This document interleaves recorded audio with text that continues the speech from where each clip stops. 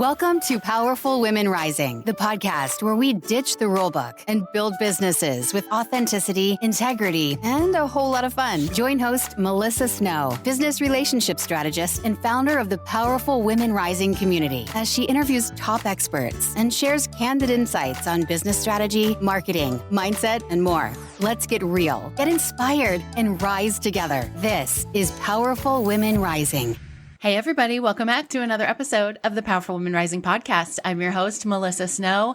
I think we've got that intro better, right? It's faster, not so echoey and weird. And yeah, listen, man, entrepreneurship is a learning curve all the way from 0 figures to 6 figures and beyond. We are always figuring it out. Speaking of things we're figuring out, how about navigating social situations and networking events without drinking? Ever tried to figure that out? I am super excited for today's interview. I found Sarah on one of those directories for podcast guests who are looking for opportunities to be a guest on other people's podcasts. And initially I thought, well, that's a weird topic for an entrepreneurship podcast. But then I thought, this is something actually that I think a lot of people struggle with. There is a lot of drinking that happens at networking events and networking meetings and cocktail hours and happy hours and, oh, come meet my friends for wine or whatever it is, right? You know, I always say networking is anywhere that you can connect with other people. And there's often alcohol involved in that. So I am really excited for you to hear this interview with Sarah Dice. She is a 45-year-old teacher and life coach who is passionate about helping women embrace their sober selves and realize that more things are possible than impossible. You'll hear a little bit about her story, but she quit drinking 4 years ago after a long, drawn-out struggle with alcoholism. She's since navigated all the emotions and experiences without alcohol, and her path led her to become a life coach for other women who are navigating life without drinking. So, without further ado, here is my interview with Sarah. Hello, Sarah. Welcome to the podcast. Hi. Thanks for having me. Yeah, so I'm really excited for you to share with the people that are listening what it is that you do. Yes, it is such an important topic, and I feel like it doesn't get talked about enough. So I do life coaching, and how that came about is because I quit drinking about 4 years ago in May. And specifically talking to this topic of social situations and drinking, I was fortunate enough to quit drinking right at COVID. So I didn't miss out on anything. I didn't have to be like, oh my gosh, everybody's out. This is so hard. Nobody was out. But then once COVID started lifting, I was sort of like, I miss drinking. And then I had to think about it. And I was like, do I though? Do I? And then came to the conclusion, no, I don't miss the drinking. I miss the socializing, the meeting people, the getting out. So I did a deep dive into that, was really strategic, started going out, started doing these things little by little. And I loved it eventually and was totally at ease with it. And that was one of the factors where I was like, I want to help other people be happy and sober because, you know, it's a brave choice and you're a badass for doing it. And I just felt like I was in a place to help other people. So that's when I got my life coaching certificate and kind of did a deep dive into things surrounding confidence. So it's been a fabulous self-growth journey. And even if I never coach another client, I've grown exponentially. So it's just been fabulous. And I am excited to talk about it. Yeah, that's awesome. I think this is such a great topic for us to talk about. When I was preparing for the interview, I thought, are people going to think this is like a very random topic? Like, why are we all of a sudden talking about not drinking on a podcast that is supposed to be for female entrepreneurs? But one of the things that I talk about the most is networking and building your relationships with people, right? Networking happens anywhere, not just at networking events, but anywhere that you're creating and building relationships with people. And I talk a lot about how like there's different types of networking events and some of them are more like structured and we're doing an activity and here's the thing to talk about with these 5 people.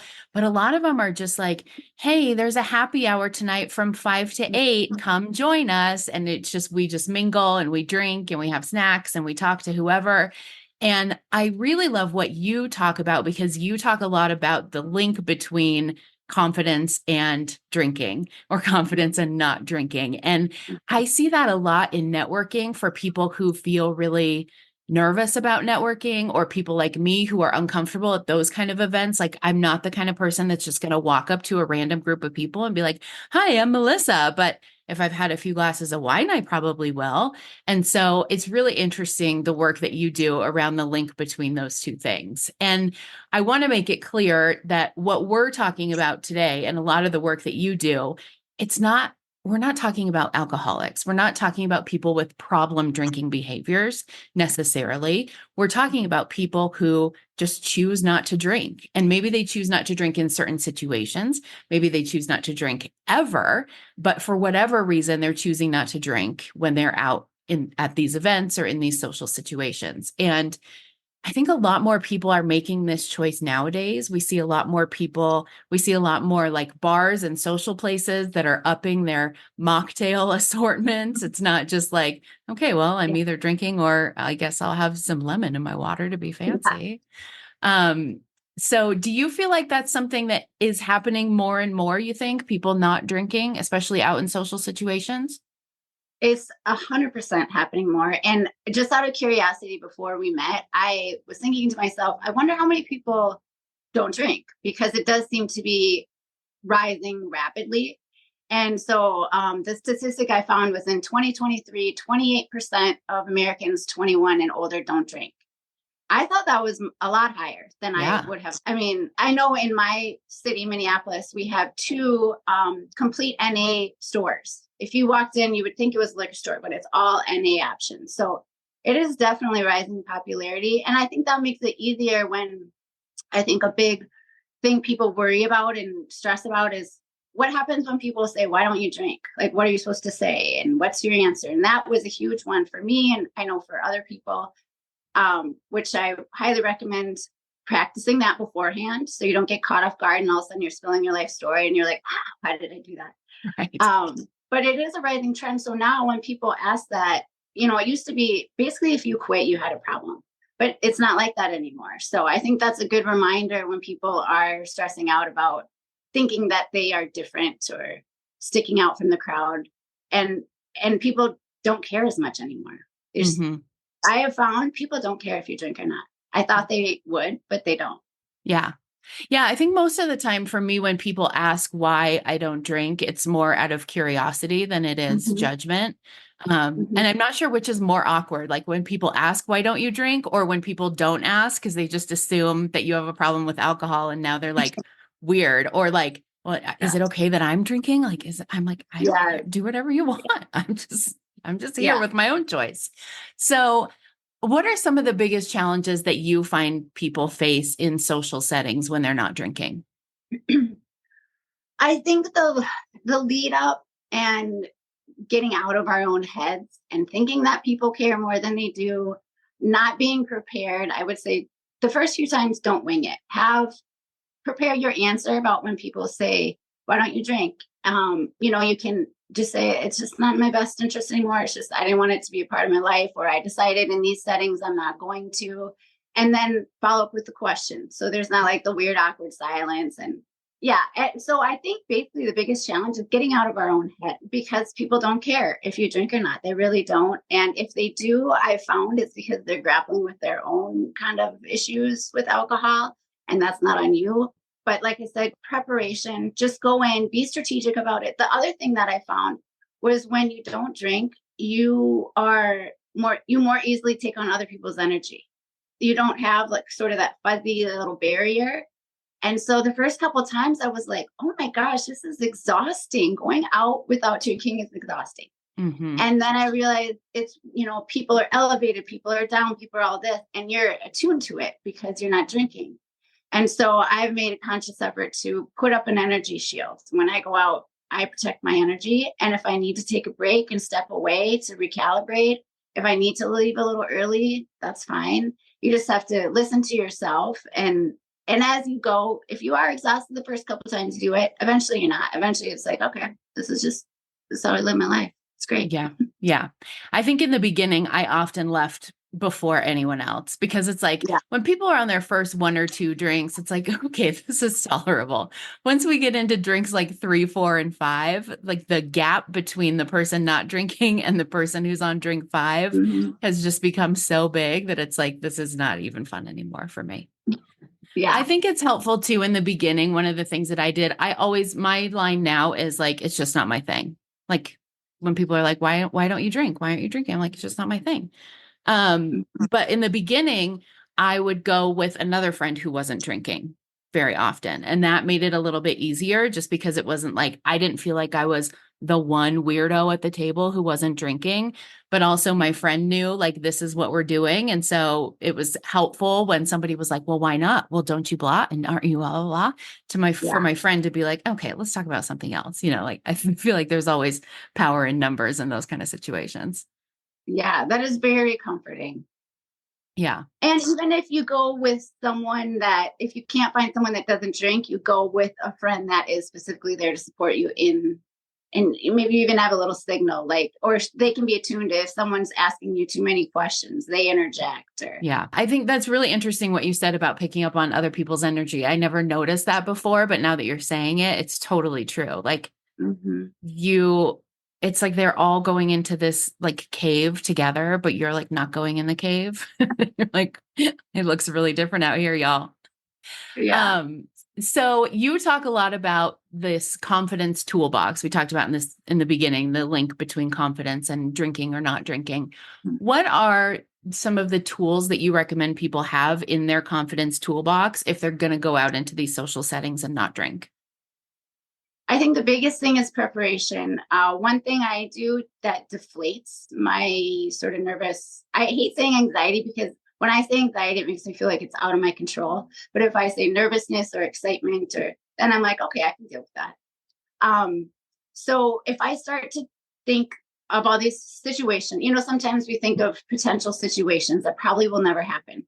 I just cut it and you just say to yourself, I'm nervous about going into this without drinking. And then you say, so, okay, so what am I going to do about it? And then it just stops everything in its tracks. And it feels like it's more of a problem that you can address and solve and not something that's out of your control. So I Yeah. start with that. And then I always set my intention. Well, what is my intention going into this? Am I trying to make everyone my best friend? No. My intention is if it's strictly professional, my intention is to get my information out and learn from other people. We sort of get into our own world, but we learn from every situation from all these different people. So my intention is to learn and to share my information. Or if it's more of a social setting, my intention is to just have fun and conversate and learn about other people. So when you set your intention, if you start to veer off just remind yourself, well, my intention is just to have fun and learn about other people. And then definitely just practice because the big thing that can throw you off is so why don't you drink? Yeah. And then afterwards, always reevaluating. How did it go? What made you feel comfortable? What made you feel uncomfortable? What do you feel like you handled really well? What do you feel, that maybe you didn't do so well that you could next time? Yeah. And as you know, Absolutely. it just keeps getting easier and easier every time. Yeah, for sure. That is true. One of the things that I tell people a lot when it comes to networking events in general is like, find the ones that work for you. Find the ones that have the people or the format or the place or whatever it is that like when you leave there, you're like, oh my gosh, that was so good. And notice when you go to the ones that you leave there and you're like, God, that was miserable. Or like my energy is completely drained. Like, what was it about that environment that made you feel that way? So for example, like when you go to co-ed networking events, do you feel like you not drinking is more of a thing than when you go to all female events? Do you feel like it's more of a thing when you're going to, like for me, I think it is a lot more common of a question when I'm going to an event that's in the evening or at night than when I'm going to like a networking meeting that meets for breakfast or like an afternoon tea, right? Like nobody's like, hey, why aren't you drinking at tea? And also the setup, like some of them are very structured, where it's like, okay, you're going to go to this table and talk to these 5 people about this topic for 5 minutes. Others are more just like, let's go and mingle. And sometimes when you're going and mingling, it's harder to not drink, either because you're nervous, because people are noticing more, because you're meeting more people, because of the environment, whatever it is. So like, pay attention to the structures and the people and the setups that feel the best for you, where you feel the most relaxed and like you can be the most yourself without drinking, and find more of those things. Yes, 100%. And when you first start doing it, might look different than a year. Maybe a year from now, you don't care. You'll go to whatever.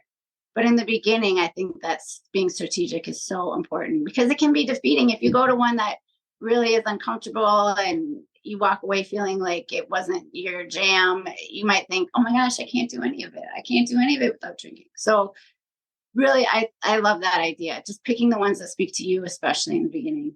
Yeah. One of my first life coaches used to tell me, like, you have 2 choices here. You can either stay in the same circumstance and work on your thoughts, like change your thoughts so you feel differently and you have a different experience, or you can just not be in that circumstance anymore. And that is also a great choice, right? Like, we don't have to keep going to these evening cocktail hours where everyone is drinking and all the men are like, hey, why don't you smile more? You should have a drink. That was like every frat party I ever went to. You don't have to keep going to those and be like, no, I'm white knuckling till this is comfortable. Like, why? Find one that's more comfortable, go there. Yeah. And when it aligns with you, you're more your authentic self. And so I feel like more connections will be made anyways. Absolutely. Yep. You're speaking my language. So if people want to learn more about what you do, if they're interested in figuring out how to navigate some of these social situations without drinking, what's the best way for them to connect with you? I have a website, sarahdice.com. Awesome. I will put the link for your website in the show notes. Before we wrap up, is there anything else that I haven't asked you? Any words of wisdom that you have for people who might be listening, who are considering not drinking or who are trying to do it either successfully or very challengingly? I just remind yourself, if you're navigating life or thinking about navigating life without drinking, that is one of the most badass things you can do. And you're brave for even thinking about it. And it's doable and it's fun and it's fabulous. So you're in great company with Sarah and I. And there's lots of support out there. Sarah can help you. She's got all the resources. She's been through it herself. So definitely connect with her. Thank you so much, Sarah. This has been great. All right. Thank you. It was fun. Thanks for listening to Powerful Women Rising. We hope today's episode inspired you to keep rising. If you love the podcast, please subscribe and leave a review.